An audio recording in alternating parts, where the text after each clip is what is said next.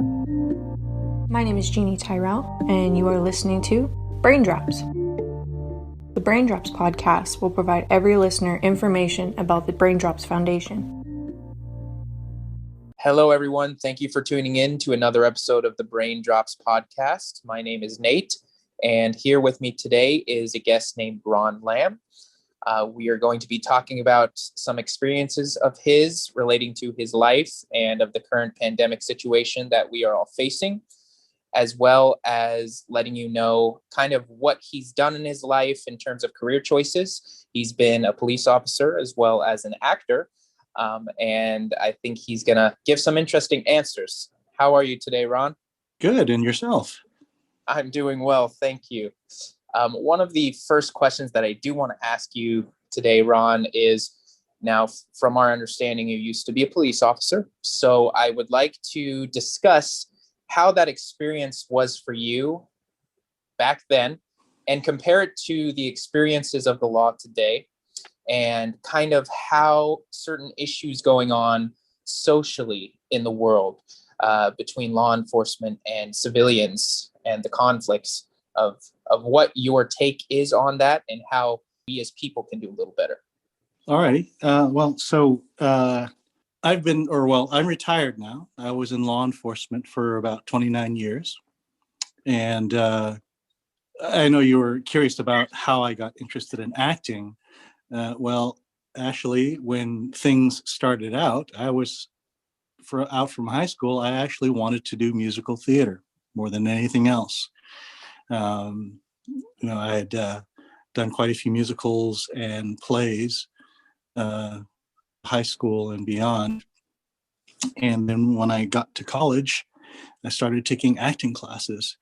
And taking those initial classes, I started seeing how there were that many more people who were so much more suited, trained, and talented than I was. And I said, I'd better find another job because there's so many more people that were so much more prepared than I was. So that deviated my career. So I had to look for something else to do. And so, I hunted around a little bit. And after about a year, I ended up with an internship at a police department. And it was a small police department. And the people there were just really nice people. And they were very accepting, and they genuinely wanted to help people. And I liked that vibe. I like the idea of being able to preemptively help people in terms of using the law. And then I embarked on getting my degree and eventually ended up going into law enforcement.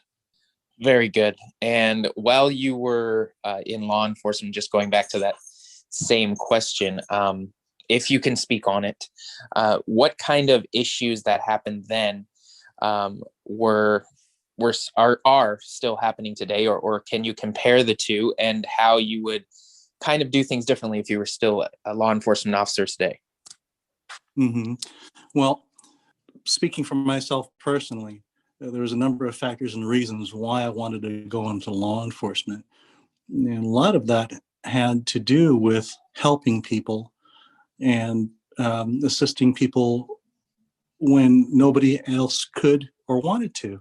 That's how I really modeled my attitude when I went on the job. And luckily, I got to my department. I found people who had similar beliefs and desire to help people. And I allied myself with them. There were several people in my career that really helped shape the direction where I was going. Because at that time, that was in the late 80s, early 90s. As a young person trying to find my footing in the big city, I was lucky enough to find a supervisor who was a very compassionate and wise man. He is probably the only person I could have flourished under and learned from, such as this.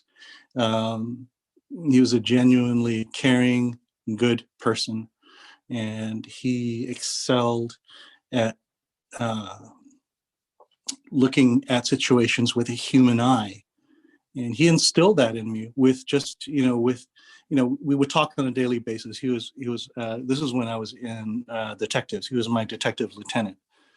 And we would, go over our cases almost on a daily basis. And he would give me guidance. And beyond just, with the work, he gave me a lot of words of wisdom on how we approach, or how I should approach people. One of the things that always stuck with me was early on, we had a conversation and about, just to find out who I was and who he was, and see if we could work successfully together. And one of the first things he actually said to me was, Ron, he goes, the department is your family, but also the people we serve are your family too. And you should try and treat them as you would if they were part of your family. Um, sometimes you have relations that are, you have relatives that you have great relations with, some that you don't have, some wish you had better. Sometimes some of those relationships are very difficult in trying, but at the end analysis of it, if you were all the same family, we should try and take care of each other. And that really stuck with me through the years. I mean, he said that to me, golly, 32 years ago, and I still remember it. And that really helped shape how I saw my job, and really reinforced what I believed that police officers should do, was to serve the public. In terms of differences, surprisingly, just like in history of this world, a lot of things are very similar. There are a lot of situations that occurred when I started that are occurring today. We experience it a lot of the times. We think, this is a brand new thing. It's a brand new experience, or a brand new happening. Well, unfortunately, it's been happening. A lot of these things have been happening ever since, humans started to live together in society, and they experience that at a different level, or with their, within their time, and humans tend to forget that we've had a lot of these experiences over and over and over again. We just failed to learn from it. Back when I started, there was a incident down in LA involving Rodney King, and that situation really changed the face of law enforcement in many ways. When I joined, for example, when I joined, there were relatively few minorities within the police department, and especially there were hardly any Asians. And luckily, the department I was with kind of recognized that, and they were not shy about hiring minorities. And so that being one of the issues, was they knew the need to include persons from all walks of life to be able to communicate effectively and work effectively with the community that we served. And lucky strike number two for me was that, one, I found acceptance, and number two, that I was working for an agency that actually had that foresight to hire people from all different backgrounds, religions, race, to broaden their ability to engage the public.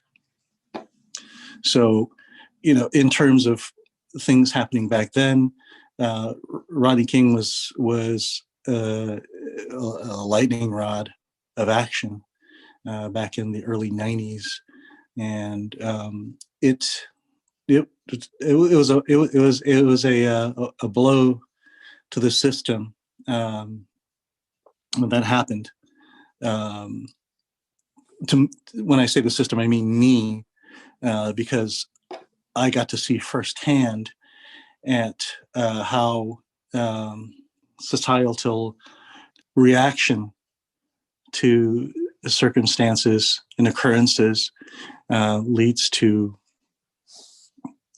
just outright riotous behavior, and the the outcome of that, though, was very fortunate, because there needed to be reforms. There were things that need to be highlighted about certain agencies and certain ways police officers conducted themselves, which I would say, in my personal experience, that probably 90% of police officers find aberrant when there's abuse of power. Most of us can't stand abuse of power, and that's one of the reasons why we got into the job, was to try and make sure that those abuses didn't occur. And when we see it amongst our own profession, it makes us sick. It really does. So out of the Rodney King incidents came a lot of reforms, a lot of oversight, a lot of changes in the culture and the ideas of how law enforcement should be conducted. And, it depending on the area. I mean, Southern California is a total different animal, and I've only observed it, didn't care for it. Just lucky I didn't grow up there or was a part of that. But that's just my personal observation. I know in our area, that caused a new thinking of how to come up with different ways of dealing with potentially violent situations. There's ways there's methods that were developed back then, and contrasting with what's happening now, it's actually a lot of the same techniques, same ideas that we incorporated, just with a new name, in terms of de-escalation. And that's a newer word, and I can't even remember the term that we used back in the early 90s, but it was a lot of the same thing, where we tried to take the lowest level of enforcement, and usually that happened with conversation, talking with a person who needed help, or they needed to go to see somebody in terms of a medical or psychological professional. And so it was actually up to the individual officer to use their base of experience to be able to engage these people and try and talk them down. And luckily, I was fairly good at it. And I have to think a lot of that actually came out from my acting background. But also, that was part of it. It was just a lot of it also is awareness of other cultures and other people and their situation. So yes, a lot of the situations today are actually not very different from things that I experienced. As a matter of fact, when I first saw the occurrence in Minneapolis, I said, "Oh no, this is horrible." Number one. Number two was that it's going to take another 5 to 10 years to try and gain any modicum of trust for anybody working in law enforcement today. Wow, that's some powerful stuff. Ron, has anyone ever told you that you're such a nice and wise man? Well, I'm sure you hear it all the time. Thank you for saying so. No, I know. Wow, that's powerful stuff. Yeah, definitely exactly the kind of thing people need to hear these days. Thank you for that answer. I really appreciate it. Going into the next question here, based around these world events today, thinking kind of what's been going on, the Brain Drops Foundation has a book, and one of the very first things we talk about is the disregard complex, which basically means it's easier to let things be and not take action and escape into our kind of toxic worlds and environments of kind of poking our head into a video game or streaming and kind of escaping from all that, right? So based around world events today, do you think there isn't enough action being taken against wrongdoings in the public eye? I certainly do. And that's almost on every single level, from a global level, national level, local, individual actions. We're seeing so many things, especially, hate to say this, but within the last 4 years, there's been such a factionalization of, and I'll just speak to what I'm seeing in the United States, was that these preposterous happenings at our governmental level was enabling, number one, a certain faction to come out and do just the wildest, most insane things, say the most insane things, and treat it as normal. But using Orwellian doublespeak, they try and cover it. And the tactic that I saw was they're well aware of what they're doing, but what they would do is they would say, "Oh, well, their opponent is doing that. You're doing that, not us." And it's shocking to me that something like that can occur in 2020 or in the years preceding. But if you examine history, it's almost nothing new. It's something that leaders have been doing ever since since governments have been formed. But on a personal level, from our experiences, just in seeing just the rise of this insanity, it boggles the mind. Number one, because you try and take the action that you can, that you normally depend on: voting, speaking out, and it almost seemed it was like we were, or I was, just yelling into the wind, because they were so. Well, this, that former government, they just reveled in this insanity. And and unfortunately, the people that support them saw that as a rallying cry, and all these absurd things started happening. Things that this country has worked so hard over the last 40 decades or so, trying to bring social justice about, and everything is just being unraveled. And I think everybody saw it was like, they were thinking, I believe, that the social fabric of our country was just absolutely unraveling. And having just an eye on our national politics, we were so preoccupied, we started ignoring things that were happening in other countries, other parts of the world.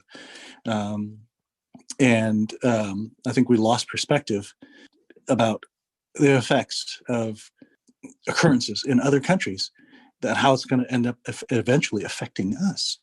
Loss of democracy across this globe. Hardly anybody ever took a notice of it. You see a little byline in the news, and nobody's even heard of it again.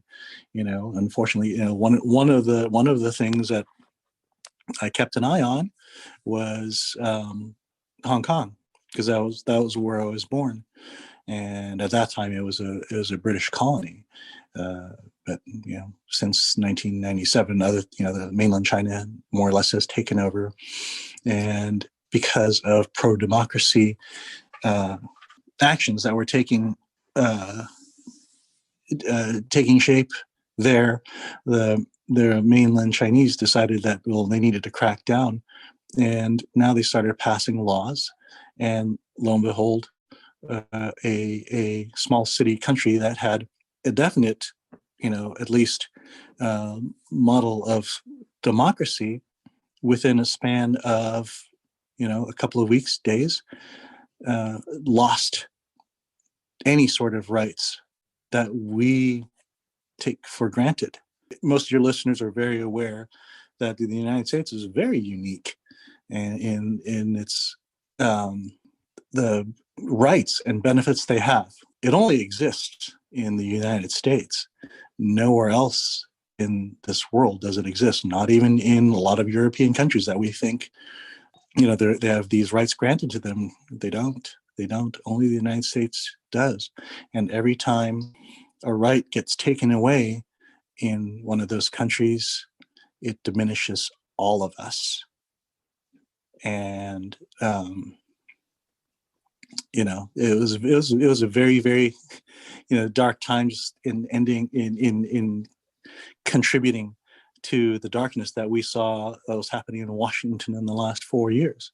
It was very frustrating because there's so much we were trying that I could see that people were trying to try and fight against these injustices, but the thing that gave me encouragement, and I think it gave a lot of people encouragement, was to see that in the end, that our voting ability, our privilege to vote, was able to oust this crazy dictator in the White House and try and restore our country to where it was. It's damaged. That's for darn sure. But I think we're going to be on the road to trying to right it. It's going to take a while, I'm pretty sure. In terms of not taking enough action, that's a hard question. I think it really tails into another question about, I think you had mentioned it, about avoiding a situation. Right. And it is kind of a hard question to think about. And actually, we'll speak on that in this next question because it kind of ties that in as well.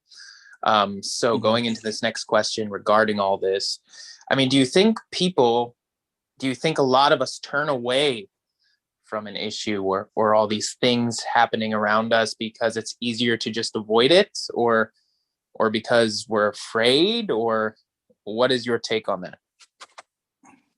I think we do. I think just humans on a wide scale tend to ignore issues because they are afraid for a lot of reasons. Harm to their physical safety, financial safety. People tend to be comfortable with their circumstance. Humans don't like change. Most humans just do not like change. And when something happens, a lot of people tend to ignore it. I'll tell you a personal experience. This is one of the reasons why I actually got into law enforcement. Many years ago, I was in the city, and we're walking the sidewalk, and my sister and I hear this, "Watch out below!" And all we heard that was like, yikes. Well, we just ran, underneath an overhang. But there's this one old fella. He didn't hear it, and I guess he couldn't move fast enough, and he got showered with broken glass. Some window cleaners had loosened a window, and it came crashing down from many stories above, and it cut this poor guy to ribbons. And I was the only one who stopped to help. There was right in front of a smaller hotel, I think it was, and the hotel manager comes out, and he's ordering people to wipe up the blood, just wipe up the blood. I looked at him and said, "How about getting me some bandages and some water?" And he's like looking at me like I'm I have lobsters coming out of my ears or something. And he finally said, "Oh, okay." And so he brought me, a bunch of, I think they were like napkins or tablecloths or something like that. So I started to bandage this guy up so he wasn't bleeding. But in the same time, people are just walking by. They saw what happened, but they're just walking by and they didn't lift a finger. When I was helping this fella, I heard this family, and I can only guess they were tourists. And the only part of the conversation I caught as I was helping this guy was, "Yes, mother. Well, head wounds tend to bleed quite a bit." They didn't stop to help. They just kind of moved on. And that out of everything made me so much more angry that nobody was willing to stop and help this poor guy. And that was one of the, I mean, that was, I remember very clearly, that was one of the gilding factors in helping me decide which path I wanted to go to in terms of a career. But yes, unfortunately, most people don't want to help. That, you know, there's some sort of innate fear about extending themselves to a stranger, and they'll turn away, most likely. I mean, you will get people who will help, or give help, I should say. But unfortunately, the vast majority of people, unfortunately, they just don't feel that way. And that's unfortunately my opinion. Right. And, you know, there was a saying that I've heard. I mean, of course, there's silence is golden. I mean, we've all heard that. And in some cases, yes. But then there's another one that a friend of mine told me recently: closed mouths don't get fed. And I think that one resonates so much more, in my opinion, because if you don't create a voice for yourself, you can't create a safe space for yourself. And it causes a lot of internal damage, emotional damage. And I've grown to learn that in the past year or two, where I definitely, in the many jobs that I've had during COVID, felt like I was being used and abused in different ways by all these different workforces and employers and things like that. And I'm just like, you know, I need to have a voice. Like, enough is enough. I'm getting overworked and underpaid during a pandemic. And a lot of people are feeling just exhausted by everything going on right now. So yes, definitely agree with you in terms of doing the right thing. Yes, it's scary. It can be. But if it's something that's not life-threatening, something that you can do for someone that will do nothing but help them, I say, why not? And going into, absolutely, yes. And just going into this next question here, kind of touched a little bit on this, but in terms of escaping conflict and like shoving everything else away in the world, what kinds of life skills and learning opportunities do you think people miss by choosing to spend all their time into passive activities? As I mentioned, streaming, social media, gaming, what have you, just to name a few. What kind of life skills are they missing out on, do you think? A very valuable one. This issue came up when I was a training officer at the department. But one of the things that I had noticed that had gone missing with the advent of the internet, I mean, let's face it, it's a double-edged sword. It's a great resource and it's a horrible thing. You have to take the good with the bad. But the overriding thing that I saw young people missing out on was the art of the conversation, learning about people, learning how to read their emotions, read their facial expressions, engage in just intellectual exchange with other people on a one-to-one level, not via, I hate to say this, but Zoom, via phone. It's face-to-face conversations. Learning to have the conversation, just the very easiest thing to do. We found that a lot of young people were having a really hard time connecting with people they were trying to help or people that they needed to deal with, because they didn't really know how to gauge another person's physical manifestations or their facial expressions, their bodily expressions, or even just a little bit of a vocal intonation that you can really only hear if you're talking to somebody face to face. Because there's a lot of, talking is a small part of the conversation, really. When you analyze it, a lot of the communication happens when you actually see physical manifestations in a person's reaction, whether it be facial, body, and those are the kind of things that really are missing. They misread something that's been said, when they don't have that kind of experience, when they don't socialize. And it's a very valuable thing, by not doing that. When you spend a lot of your time on social media, I mean, that has its own issues. I mean, I have a feeling, my personal opinion is it brings on a lot of depression, because, in the world of social media, you see all this, all this glamorous stuff all your friends are doing, or all these people are doing, and it's like, wow, they're doing, how can they do so great, how are they doing so wonderfully, and they have all these wonderful things, and I don't. And I think people tend to focus on the wrong thing. The way I actually avoided social media for the longest time, and I only really got into it because it was kind of a necessary thing for local theater. and and I can see, coming into social media very late in the game, and I could see it's like, okay, well, you're only seeing the best of the things. You're never seeing the person's failures, and you're never seeing the person's struggles. They're only showing you the good stuff.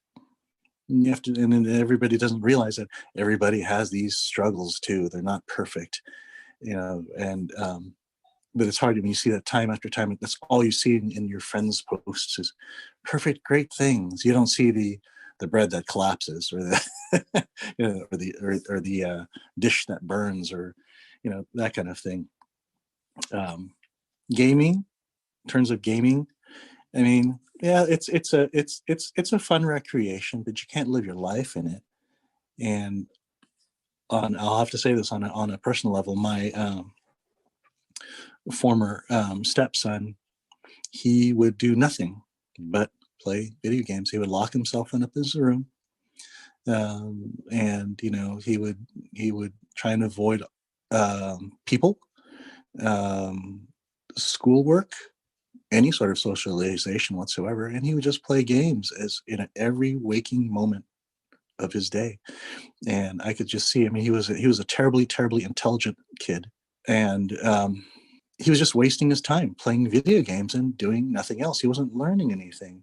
I remember very clearly one time that his grandpa and I were out in the backyard during one summer, and we were just out there talking and having a drink, and I heard all these kids' voices like on the street behind my backyard, and I thought, what's all that? And I looked over the fence, and there's all these junior high school kids riding bikes, laughing and having a great time, and I thought, that is such a rotten shame that my former stepson was missing out on that great experience in life, enjoying the company of friends, physical exercise, just having a great experience that he'll probably would have remembered for the rest of his life. And so, like I said, gaming, it can be a fun distraction for a little bit, but unfortunately, I think it gets so ingrained in people's lives. People live it, and that takes away from their life skills and their learning and their life experience. And it's, like I said, it's a double-edged sword. Escapism, especially during the we were almost kind of forced into it, weren't we, with the pandemic, especially early on when we had no idea what this thing was, and everybody I knew was sheltering in place, and all you had was what you had at hand, social media, or videos, that Zoom, that kind of thing. And I think we all are aware that after a year's time, it's like, this ain't cool. I think everybody misses that kind of socialization. Humans are a social creature, and there's just no getting around it. You said it. I mean, you're so right. Humans are social creatures, right? We're born to move. We're born to use our bodies. Staying in place for so long is actually unhealthy, and can be. Now, so can a global pandemic, yes, but at the same time, it doesn't mean that we can't take precautions or measures to avoid getting hit with the plague. So, Ron, you can also respond to what I just said, but on top of that, when it comes to family or people, those that distance themselves or detach, suddenly something happens and there's negative circumstances or toxic traits. How would you suggest those that detach from family and these people they were once close with try to mend it, even if it's not their fault? Would you suggest that they kind of let it be negative and not squash it, or should you suggest they need to move on to new people? Well, golly, I found that in order to try and take a corrective stance on a relationship, to have that conversation, to try and work things out, you have to know that the other person is ready for that conversation. If they're not ready for that kind of a conversation or for that reconciliation, it's extremely hard. You would have to be the most persuasive of conversationalists to make something like that happen. And I've known quite a few counselors, therapists, and that kind of thing, and even the best of them have a hard time breaking through with certain people. And so it's kind of fun. It's kind of funny that this question came. There's a family circumstance happening right now, which is very similar to that. I won't go too into it, but there's an extremely toxic situation going on, and number one, other parts of the family trying to figure out how the heck did this start? Why did this person believe this or act this way, and how can we fix it? And offering the proverbial offering of an olive branch is that first test. I have found that in approaching difficult situations, if I personalize the question or the statement that I'm trying to make, that helps a lot more than treating it as like a third party kind of approach. Where if I phrase the questions something to the effect of, it really hurts me to see the situation like this. Is there anything we can do to try and work on this? And that's worked quite a bit in on a professional level, and also on a personal level. It's helped me negotiate a lot of difficult conversations. But then again, that's when you open up with a question like that, that'll also let you know if the other person is open to this conversation. If they're not open to it, you need to back off. Can't force them. But over time things may heal, and sometimes you can always let them know, hey, how you doing? Just thinking about you. Maybe we can talk sometime. And that's been an effective tool. Sometimes it just takes the passage of time to allow that kind of healing to happen, where you can actually have a conversation about whatever happened. A lot of the times, I would say just about every time, it was actually a misunderstanding of what the circumstances were that leads to this kind of conflict. And but it's the difficulty is engaging in the conversation without having it turn into mayhem. So in terms of friends, I will freely admit it. In the last, especially coming up towards the election, I have a number of friends who are very conservative, but I remember them for who they are as a person, and not because of their politics. And I try to maintain that viewpoint. I love the person. I may not like how they think about certain things, but it's the person that I liked. But there was just some people that were they had they started voicing these just wacky way fringe element thought that it was, to me, it was like, you know what, I just can't even listen to this stuff right now. And I just stopped talking to them because it just got so weird and wacky. And I tried to avoid that this entire last 4 years. But it got to a point coming up to November where it was just, I just couldn't take it anymore. And maybe, with some passage of time, maybe I'll try and say, hey, can we talk and see what's happened? But anyway, family, that's a harder thing, because that's a lot, that's a lot closer to everybody's heart, I believe. Right. Absolutely. And that brings me to kind of my last question. Then you can do some closing thoughts here, Ron. Thank you for that answer. You're a natural at this, by the way. Lastly, how would you compare the past to today, the good and the bad, and how would you suggest people shape a better future? What kinds of things need to be done that we can all do better as a whole? I think of all the questions, that probably is the hardest one of all.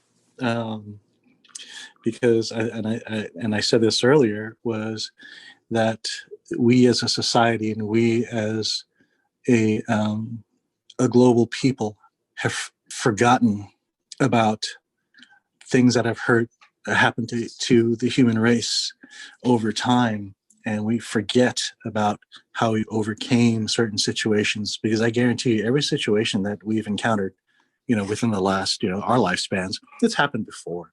And before. And as a matter of fact, the pandemic, absolutely horrifying. Yes, it is.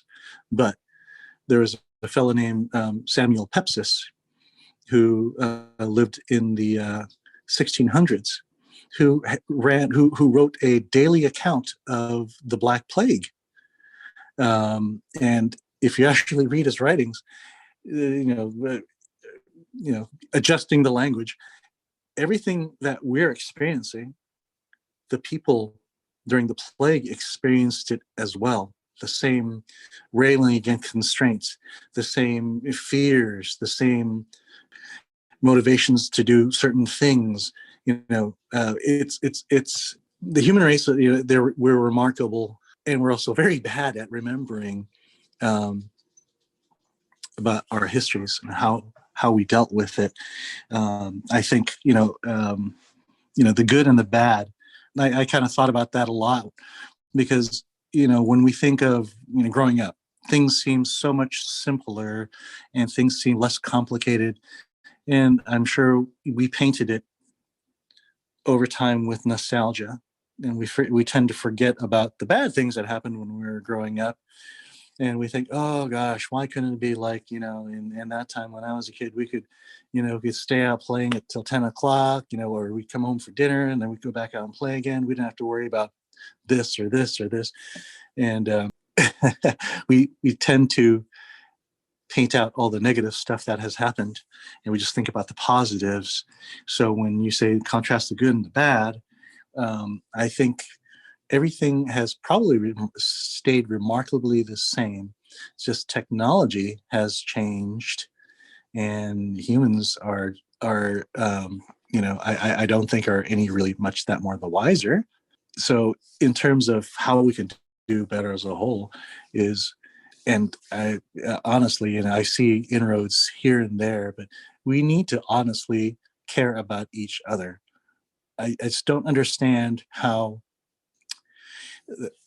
we of this earth, we fight all the time, and it's always the same thing: land, religion, politics, wealth. It's always around those same subjects. And ever since we've been around on this earth, that's all we have conflict over. And by and by, over the centuries, with formation of society, laws, regulations, we've developed certain norms. And incrementally, I think we are striving for a world society where we actually do care for each other and try and preserve our planet and do better for the entire population of the earth. But I mean, it's taken us how many thousands and thousands and thousands of years, and we're still working on it. We can do better. We really can, but it really takes an opening of the mind and opening of the heart. It takes a genuine concern for everyone's welfare. And Wow. That's what we need to do better as a whole. Wow, you're right. That's some powerful stuff, Ron. We are out of time, but man, was that good stuff. Well, thank you so much. I'm sorry if I droned on, but No, you're good. You're very wise. Thank you so much, Ron, for everything you just said. You've been a huge inspiration with your words, and I felt that. I'm sure everyone else listening has. Would you like some closing thoughts to finish us off here? Well, number one, thank you for having me as your guest. It was rather unexpected, but a very nice surprise. There's a lot of sayings that humans have come up with. Treat others as you would treat yourself. It was one of the, is if we can always just keep that in mind. I mean, if everyone would keep that in mind and how they conducted themselves, I think we would be moving towards the right direction. But there's a lot of underlying issues that cause that to be a harder thing to try and embrace. Economic, societal injustice, conflict. On a local, personal, global scale. I think we can forge onto a new and better path for everybody. Excellent. Thank you so much, Ron, once again, for your words and for being my guest and for your wisdom. That does conclude our next episode of the Brain Drops podcast. Please join us next time, and we will have a brand new guest for you. Thank you all so much for listening tonight, and have a wonderful evening. Thank you for listening to the Brain Drops podcast. Stay tuned for updates on our foundation, our guest speakers, and some interesting brain drops.